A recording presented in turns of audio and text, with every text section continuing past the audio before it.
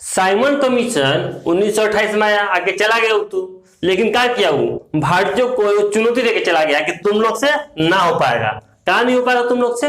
तुम लोग जो है भारत का संविधान नहीं बना पाओगे, तुम लोग अनपढ़ गवार टाइप का आदमी हो, तुम लोग से ना होगा। तो इससे किसे चलेगा भाई? तो भारत का उस समय का जितना भी राजनीतिक दल था सब क्या करता है, सब जो है सब मिलकर सर्वदलीय सम्मेलन करता है, सब आपस में मिलकर बैठा करता है कि ना हम लोग करके दिखाएंगे, भारत का संविधान हम लोग बना के दिखाएंगे। तो उसके लिए क्या होता है कि 3 गो बैठक होता है। तो कब कब होता है, कहाँ कहाँ होता है? तो देखिए, पहला बैठक होता है आपका दिल्ली में, कब होता है? फरवरी में। दूसरा बैठक होता है आपका मई में बंबई में। दूसरा होता है आपका अगस्त में, कहाँ पे? तो लखनऊ में। और तीनों का तीनों की जो बैठक हो रहा है किस वर्ष में हो रहा है? तो सबका सब आपका 1928 में हो रहा है। ठीक। और जो पहला बैठक हुआ था फरवरी यानी कि दिल्ली में, वहां पे क्या होता है कि कोई फायदा नहीं होता है। क्या है?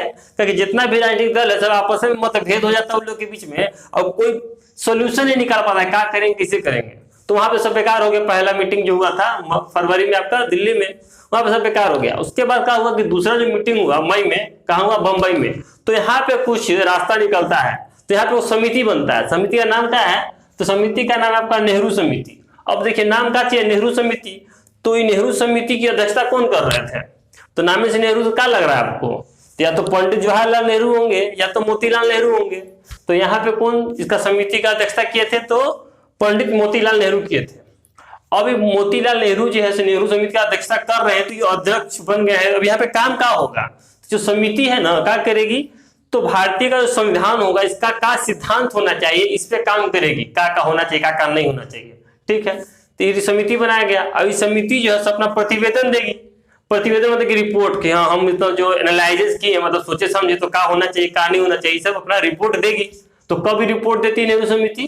तो रिपोर्ट भी आपका 1928 में दे देती है। अभी नेहरू समिति पर रिपोर्ट में कहती क्या चीज है, क्या बात था इसका नेहरू समिति में? तो देखिए पहला क्या बात था कि भारतीय संविधान का जो निर्माण होगा भारत की जनता के द्वारा होना चाहिए। ठीक है, भारतीय संविधान का निर्माण भारत की जनता द्वारा होना चाहिए। अब कैसे होगा? तो उसके लिए संविधान सभा बनाना होगा। संविधान सभा भी यहाँ पे बनाने का बात एक तरह किया गया था। और दूसरा बात क्या हुआ था कि भारतीयों के लिए मौलिक अधिकार का प्रावधान होना चाहिए। जैसे मौलिक अधिकार है ना हम लोग का, कि हम लोग को बोलने का अधिकार है, हम लोग को पढ़ने का अधिकार है। किसी हम लोग को बोलने का अधिकार, तो हम लोग कुछ भी बोल सकते हैं जो हम लोग के हक में होता है। जैसे कि अगर प्रधानमंत्री भी हम लोग का कोई कुछ कर रहा है तो हम लोग उसके खिलाफ भी कुछ बोल सकते हैं, नारा लगा सकते हैं, अपना संगठन बना सकते हैं, आंदोलन करते हैं ना, वो सब हो सकता है। अब चीन में कैसे इस तरह का व्यवस्था है? ये नहीं है।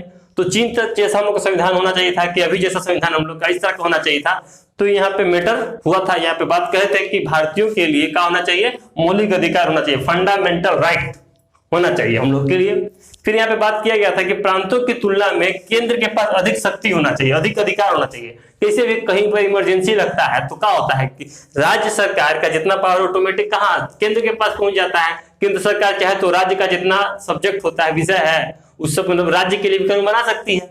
इस सब का व्यवस्था है। तो इसी तरह का बात यहाँ पे किया गया था नेहरू समिति में। और देखिए क्या हुआ था कि प्रांतों में जो द्वैध शासन व्यवस्था है उसको खत्म करके और जो पृथक निर्वाचन इसको भी खत्म करना है।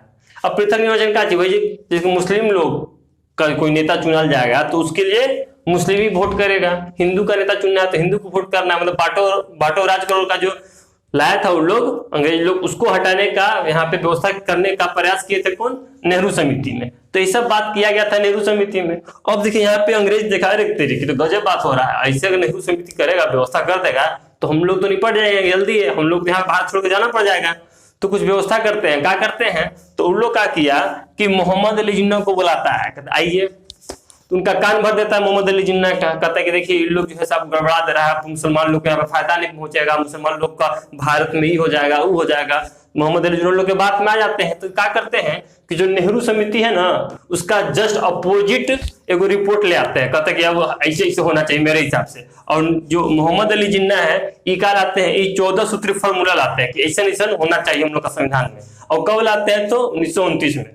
तो 14 सूत्री फॉर्मूला कब आया? 1929 में। कौन लाए? तो मोहम्मद अली जिन्ना लाए। अब ये क्या कहे? तो ये कहे कि देखो जो पृथक निर्वाचन है ना, यानी मुस्लिम के लिए मुस्लिम वोट देगा, ये सब जो व्यवस्था है इसको और बढ़ाइए, ये चीज होना चाहिए। और केंद्र में और प्रांत में मुस्लिमों को अधिक शक्ति होना चाहिए, उन लोग को ज्यादा मिलना चाहिए, ज्यादा प्रेफरेंस मिलना चाहिए, उन लोग को ज्यादा फायदा पहुंचना चाहिए। और क्या बोले कि जो केंद्र गवर्नमेंट होगा और जो प्रांत गवर्नमेंट होगा, तो प्रांतों को अधिक शक्ति दीजिए ना कि केंद्र को। यानी कि जितना बात नेहरू समिति में बोला गया है उसका जस्ट अपोजिट बात 14 सूत्रीय फॉर्मूला में मोहम्मद अली जिन्ना बोलते हैं। ठीक है, अब देखिए बात है संविधान सभा का। तो संविधान सभा का विचार सबसे पहले कौन रखे थे? तो 1934 में सर्वप्रथम यानी कि सबसे पहली बार 1934 में एम.एन. रॉय जो है उस संविधान सभा का गठन का विचार रखते हैं सबके सामने, और 1934 में इसका समर्थन करते इस विचार का कि हाँ संविधान सभा होना चाहिए जो कि भारत के लिए संविधान बनाएगा। तो इसका जो समर्थन करते हैं वो कौन करते हैं? तो पंडित जवाहरलाल नेहरू करते हैं। अब देखिए जो संविधान सभा है इसके बारे में दो लोग का जो राय है बहुत इंपॉर्टेंट, जहां से क्वेश्चन बनता है।